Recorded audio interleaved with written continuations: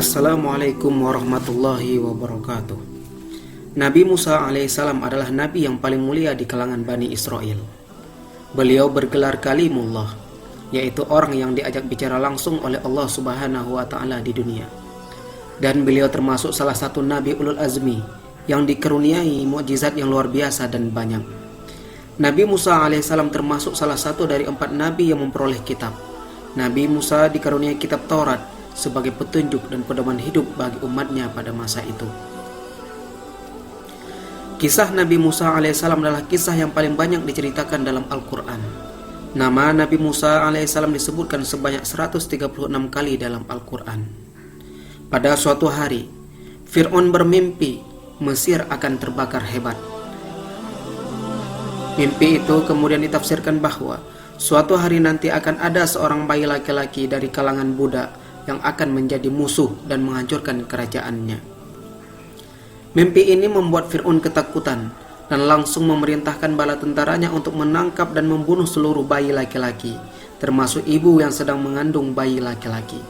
Sungguh Fir'aun telah berbuat sewenang-wenang di bumi dan menjadikan penduduknya terpecah belah, dan dia menindas segolongan dari mereka, yaitu Bani Israel.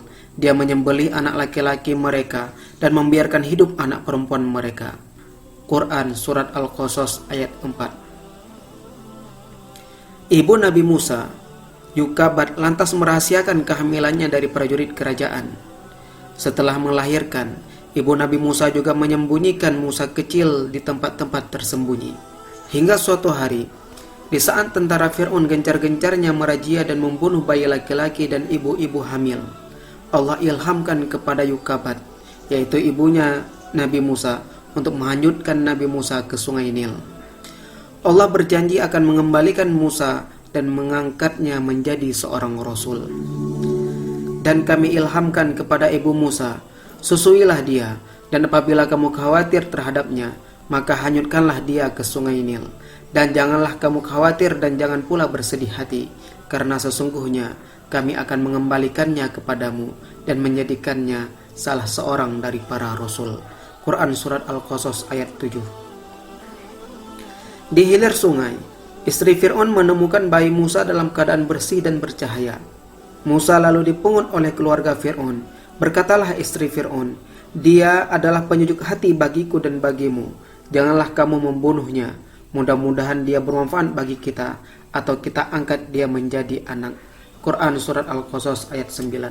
Saat bersama keluarga Fir'aun, Musa kecil enggan menyusu kepada orang lain dan terus menangis, sehingga dibuatlah sayembara bagi siapa saja yang dapat menenangkan Musa dan menyusuinya akan diberikan hadiah, tempat tinggal dan kebutuhan yang berkecukupan. Sayembara itu diikuti oleh ratusan ibu-ibu, tetapi tiada satu pun yang berhasil menenangkan bayi Musa tersebut, hingga sampailah giliran Yukabat, yang dianya adalah ibu kandungnya sendiri, dan Musa alaihissalam langsung diam dan menyusu. Begitulah jalan Allah Subhanahu wa Ta'ala dalam memenuhi janjinya. Nabi Musa alaihissalam tumbuh menjadi sosok yang cerdas dan akal yang sempurna. Suatu ketika, Musa dewasa menemukan 2 orang yang sedang berselisih, satu dari kaumnya Bani Israel dan satunya lagi dari kaum Fir'aun.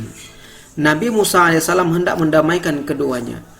Namun kaum Fir'aun ngotot dan bersikeras menganiaya kaumnya Bani Israel tersebut, sehingga tanpa disadari Nabi Musa alaihissalam memukul kaum Fir'aun tersebut dengan sekali pukulan hingga tewas.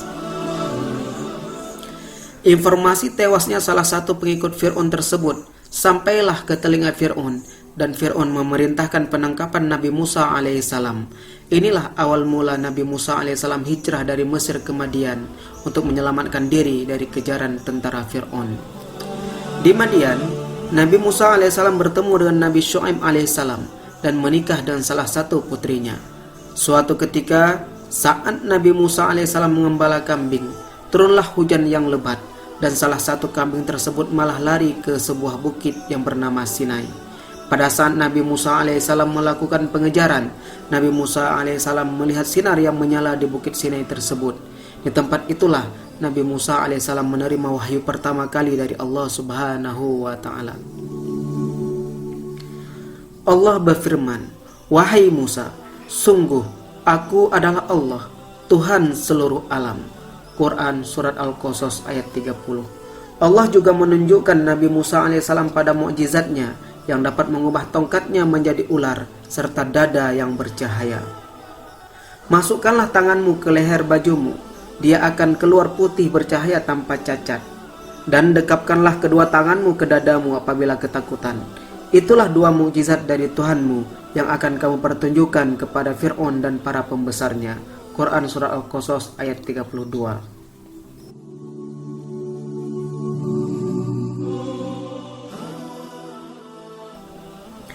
Nabi Musa alaihissalam mendapatkan tugas untuk memberikan peringatan kepada Fir'aun dan pengikutnya. Tak hanya itu, Nabi Musa alaihissalam juga diperintahkan untuk memberi peringatan kepada penguasa rakus, yaitu Korun, dan politisi busuk, yaitu Haman. Dan sesungguhnya telah kami utus Musa dengan membawa ayat-ayat kami dan keterangan yang nyata kepada Fir'aun, Haman, dan Korun. Maka mereka berkata, ia adalah seorang ahli sihir yang pendusta. Nabi Musa alaihissalam lalu memohon kepada Allah Subhanahu wa Ta'ala untuk mengizinkan Harun saudaranya menemaninya dalam berdakwah karena memiliki tutur kata yang baik. Setelah 10 tahun di Madian, Nabi Musa alaihissalam dan istrinya meminta izin kepada Nabi Syuaib alaihissalam untuk kembali ke Mesir.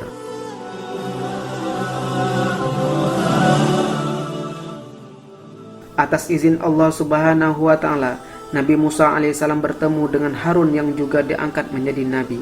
Musa alaihissalam dan Harun alaihissalam mulai memberikan peringatan kepada Fir'aun dan pengikutnya.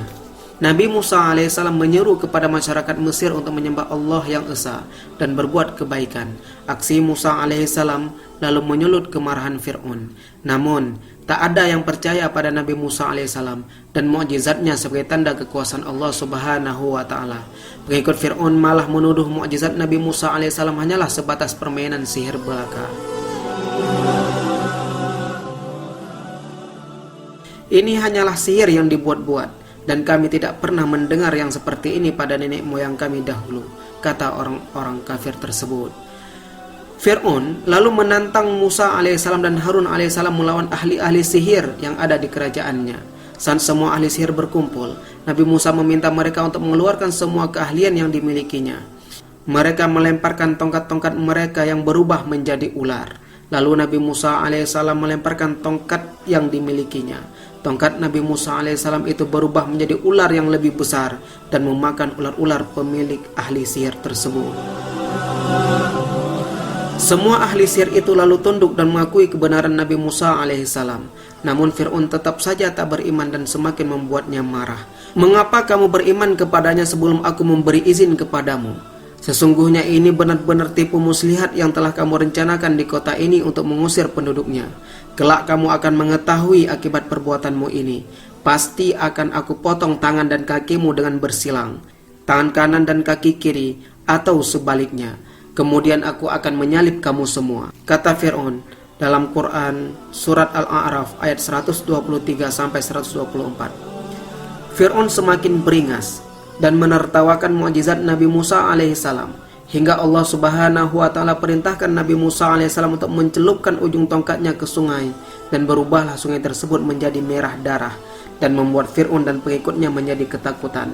Tetapi mereka tetap saja tidak beriman.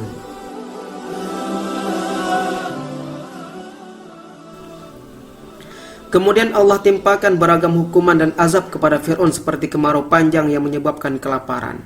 Allah juga menimpakan angin topan, belalang, kutu, dan katak hingga memenuhi istana Fir'aun. Setelah semua hukuman tersebut ditimpakan, Fir'aun akhirnya menyerah, lalu meminta Nabi Musa alaihissalam untuk berdoa kepada Allah agar menghilangkan azab tersebut. Namun setelah azab itu dihilangkan, Fir'aun dan pengikutnya tetap tidak mau menyembah Allah. Fir'aun justru semakin murka dengan Musa alaihissalam. Dia memerintahkan bala tentaranya untuk menangkap dan membunuh Musa alaihissalam serta seluruh pengikutnya. Nabi Musa alaihissalam beserta pengikutnya memutuskan untuk meninggalkan Mesir. Dalam suasana sangat genting, yang terbentang hanyalah lautan luas di hadapannya. Tiada lagi jalan keluar yang dapat dilaluinya dari menghindari kejaran Fir'aun. Lalu Allah memerintahkan Nabi Musa alaihissalam untuk memukulkan tongkatnya ke laut tersebut. Lalu laut tersebut terbelah menjadi dua. Nabi Musa alaihissalam dan pengikutnya melewati dasar laut yang kering. Fir'aun dan pengikutnya terus mengejar Musa alaihissalam. Saat Musa alaihissalam telah tiba di daratan dan Fir'aun masih di tengah lautan, Allah mengembalikan lautan tersebut seperti semula. Fir'aun dan prajuritnya tenggelam di dasar laut. Maka kami siksa dia, yaitu Fir'aun dan bala tentaranya. Lalu kami lemparkan mereka ke dalam laut. Maka perhatikanlah bagaimana kesudahan orang-orang yang zalim. Al-Quran Surat Al-Qasas ayat 40. Saat Fir'aun hampir tenggelam, dia sempat mengucapkan bahwa dia beriman kepada Allah Tuhannya Musa. Namun pengakuan di akhir hayatnya tersebut tidak diterima oleh Allah Subhanahu wa Ta'ala.